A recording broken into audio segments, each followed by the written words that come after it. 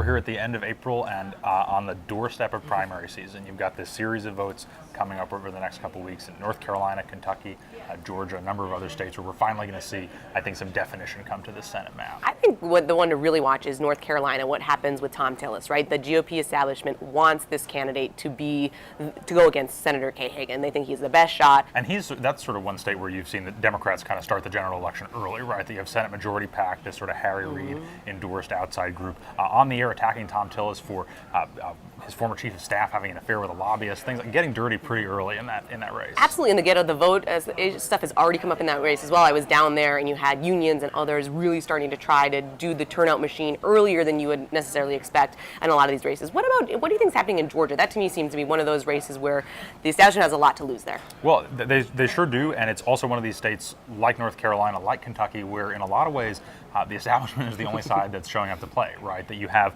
the chamber spending in North Carolina, spending in Georgia now for Jack Kingston. You have a self-funder, David Perdue, who's sort of seen as an establishment kind of candidate.